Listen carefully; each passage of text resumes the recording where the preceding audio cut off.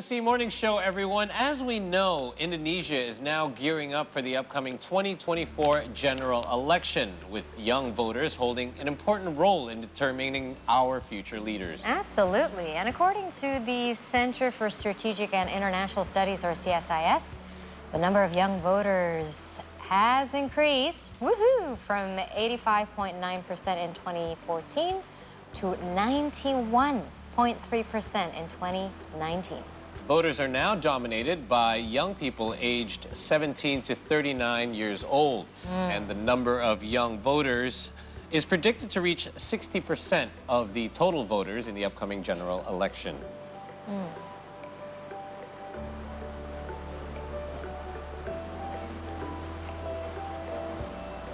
Yes, I mean, the young generation, especially the young generation in Indonesia's relationship with sociopolitics is complex.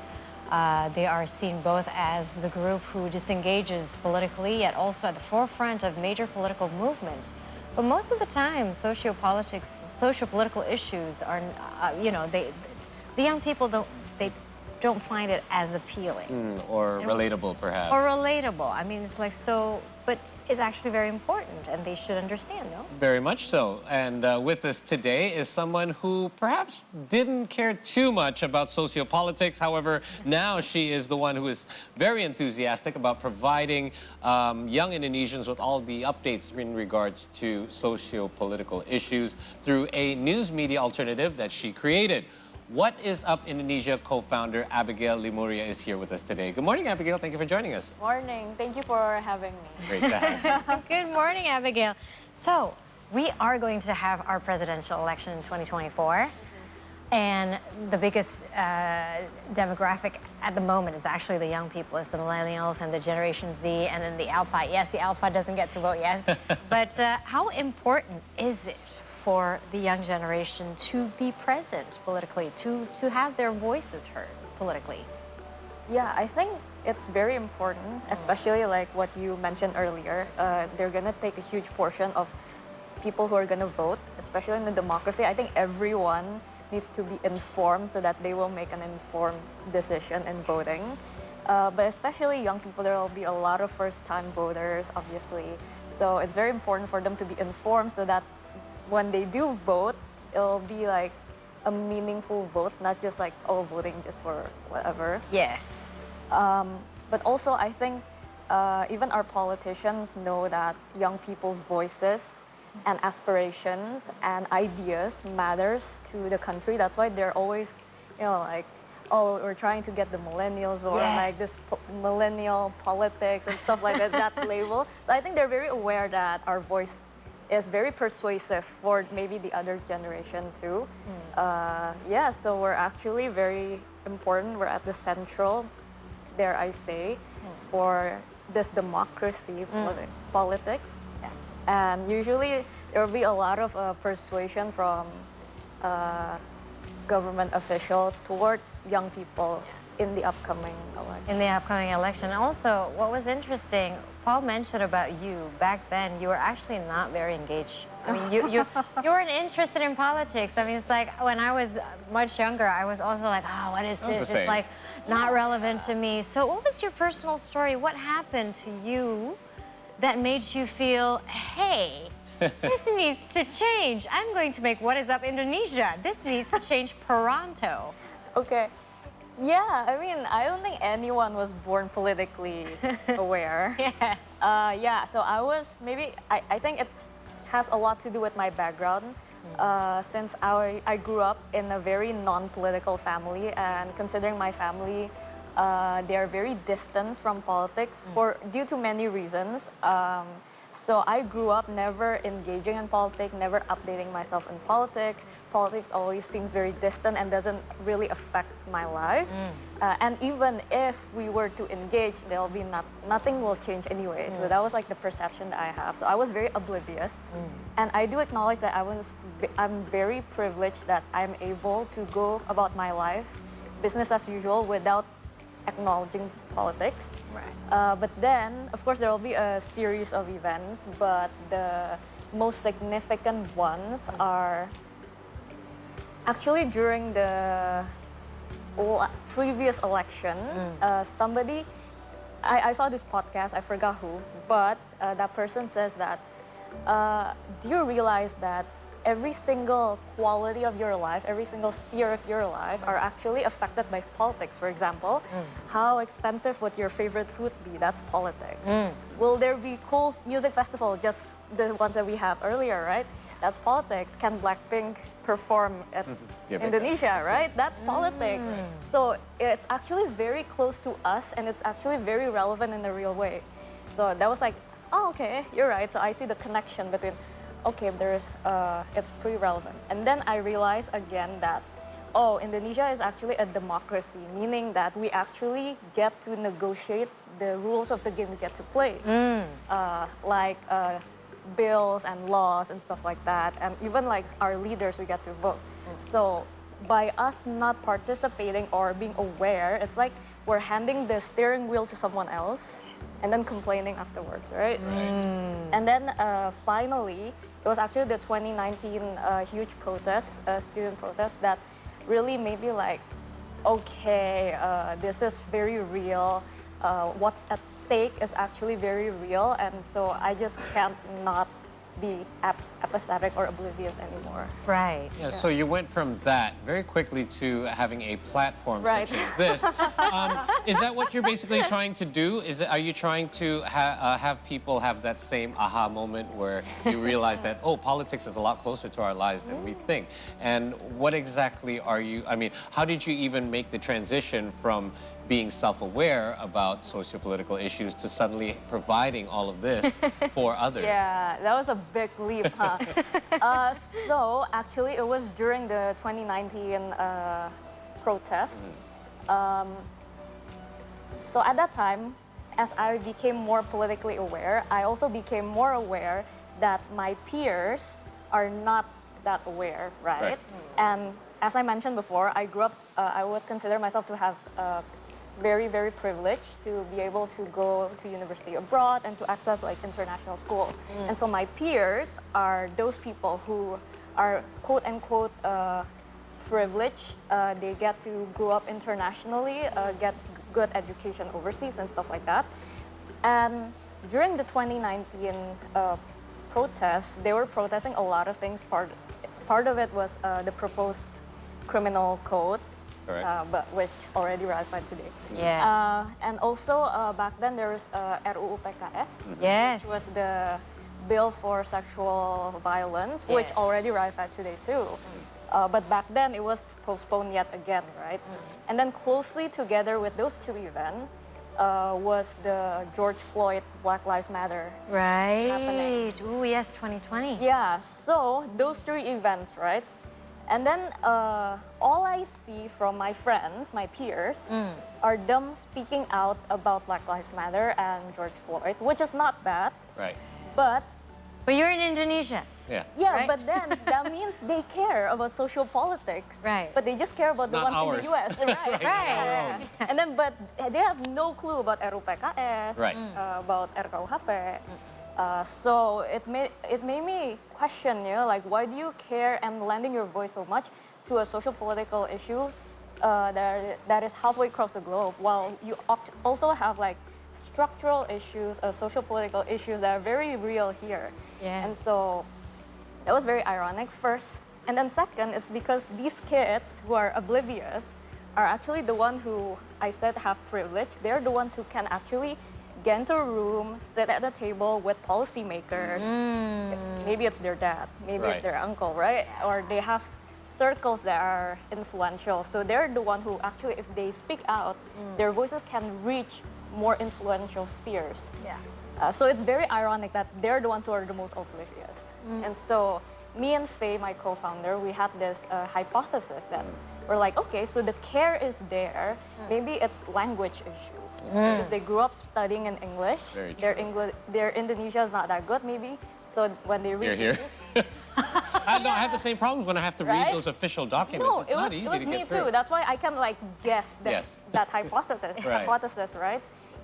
And so I thought, oh, maybe if I translate it in English then, Yeah. make it more accessible and digestible, Yeah. foolproof Sociopolitics Indonesia for Dummies 101.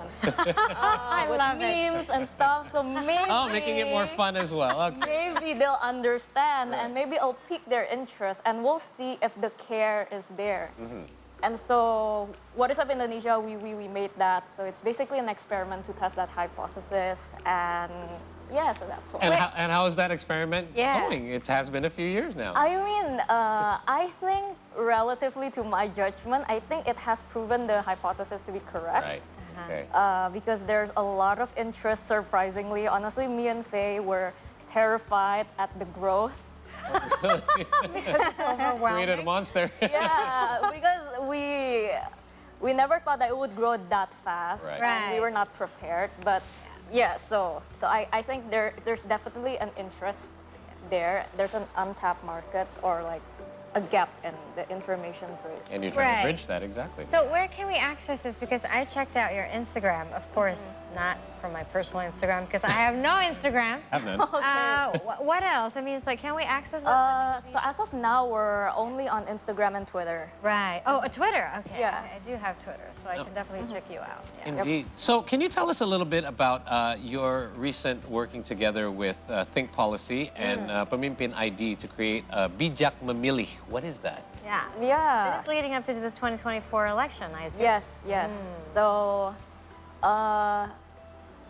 so 2024 election, there's a lot of anxiety. There's a lot of, I would say anxiety would be the perfect word for that, surrounding that. And even we're still around like a year and a half, 2 years away from it, but we're already feeling the heat. Uncertainty, isn't Uncertainty. it? Yes. Yeah. Really? yeah. What sort of heat are you sort of detecting? What's the temperature out there? I mean, heat as in like there's already some political moves, there's already some signaling between parties and stuff like that. And people are already started to voice out their worry.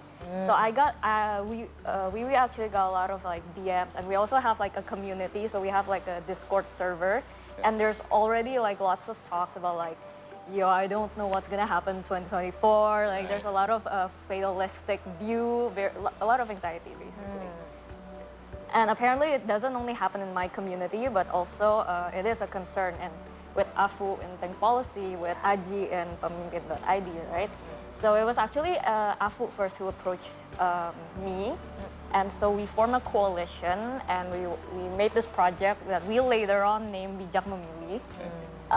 So it's basically where we're gonna create, essentially the online product is a website where we gather relevant information so that people can make that informed decision. So we're gonna put, for example, like the candidates, what are their corruption track records? Okay. What are their stance on certain bills or laws? Wow. Like So it's a cheat profile sheet, book. so you can quickly refer to who am I going to vote for? Well, what are the issues Yeah, that they're their priority agendas. Right. And then the parties, obviously, we're gonna have like a party section because a lot of my audience also said that they're having such difficulties in identifying, memorizing, and telling Indonesian parties apart. Right. There's so many. Yes. Yeah. And so we wanted to create like a party profile. I mean, we already kind of done it, but now we're gonna like really make it more serious, Right. where it's gonna be their political footprint, how they vote on certain issues and bills and laws, their vision, mission, their ideology, leaning. So yeah, it's basically to just help voters to make an informed decision. But we're gonna present it in a very fun way. Right. How established is the data already? I mean, so far, because Still at a very early stage at research. Yeah, it's gonna take a lot. because I'm just curious about, it's like when you're revealing a profile book of the candidates, for example, or even the parties. We live in Indonesia where we've had history where politicians would give threats to, like parties who they deem as, as giving them threats, like lowering their chances to get Right. elected because, hey, your reputation, your history is all there for the citizens to see. Right. So far, have you experienced any threats Pushback. coming in from politicians or those who are interested in winning the election? No. No. Not Okay, really. that's. I mean, because we're not aiming to be like an investigative Right. crew, where we're gonna like poke around your scandal. Breaking news, guys. Like, yeah, this is all stuff that's out there. We're only gonna present stuff that's already well known, but Right. scattered. Okay. Right. You know, I find this very useful and relatable for myself, even though I don't fit into your age demographic. But I've only lived here since Paul. 2001, so Indonesian politics is still very new to me. So I'm basically like a 20-something voter, and it's very hard for me to track the history of certain parties where others that have lived here that are my age, they completely understand. Like, oh, I know the track record for this particular, and this candidate is a new candidate. He represents something new. I don't know any of that because I don't know the background and the history. I only have the time that I've lived here, and I think something like this would really be helpful. Just give me a. I was so lost in the last election when I opened that sheet. Apart from the first couple, everything else, I'm like, where do I go from here? It's almost like I usually boil it down to like, okay, which political party am I voting? Exactly. And then sort of like, this is bad. And that's not even a great guide sometimes because depending Yeah. on what region you're in, it could be different Yeah. things and Exactly. different issues. in a region. Exactly. And Yep. I didn't have the energy or time. I should have invested. I spent way really too much look time up. in that booth. Right? I was not supposed to be in there that Exactly. You're like, long. Yeah. Because Chop, chip, chip. that's our, yeah. And our voice does count. And it started to weigh on me as well. Like, I know I'm only one voice, Yeah. but because I relate with the young voters, everyone's out there saying, hey, we all have to go out there and vote and make Yeah. sure that our voice is heard. So what are you expecting in regard to this upcoming election? We do know that a lot of young people are on social media these days. They're passing around information to each other, hoping that will help them make a more informed decision. Do you think that this time around, as opposed to the last general election, that people will be more informed thanks to platforms like yours as well, and will be able to be happier with the outcome of the election? Yes, absolutely. wow, I don't think I'm in any position to say. I do hope so. I hope so. Yeah, I think this election, I think a lot of people are feeling a bit anxious about this upcoming election, and for good reasons. Is Precisely it because they're worried about another divided? Yeah. I think especially because a lot of people, more people are on social media now. The social media campaign and stuff like that is going to be amplified, absolutely. So yeah, and you know how crazy it can get, right? Yeah. On social Absolutely. media. But people are a lot smarter these days. I mean, they've chosen to use their voices in a different manner instead of just bashing each other on social media, which we used to see a lot more. I personally am seeing a lot less of that happening, Right. even though some issues are heated and that will always get people going. Right. However, I think people are starting to be more sensible and starting to argue their way out of their opposing points. I hear the other way around though. Really? You It's think it's... like you see, Abigail is sort of like smiling a little bit. On Twitter, it's so messy. because you're on Twitter. I'm on Instagram. Yeah, I mean, it's like I am on Twitter, but I don't. Really, you see, Abigail's like, Yeah. Each social media has its own like climate in conversation. Okay, that So explains it's a lot. difficult to say. Yeah. If you're on LinkedIn, I mean, you'll be like, oh, Indonesians are so professional now, right? That's true. That's very true. It's all in the presentation. Yeah. Okay, so what's up next for you guys then in 2024? You obviously continue to grow and expand. And Yeah. what are your hopes for next year? Yeah, so my hope is that we can actually make this bijak memilih project into something that's beneficial, obviously. Beneficial, accurate, and helpful. And then for What Is Up Indonesia itself, I do hope that we can continue to expand towards the right direction and maintain values that has got us here, that we can still like continue to preserve that and maybe amplify that. So it's just as simple as that, I I think. hope so too. Yeah. Definitely. Thank you for coming by today. It's great Thank to you. catch up with Thank you you on for this having as well. Looking forward to more from What Is Up Indonesia. In the meantime, we're going to take another short break here on the C Morning Show. When we return, we're going to recap some of our earlier stories just for you. Stay with us. We'll be right back.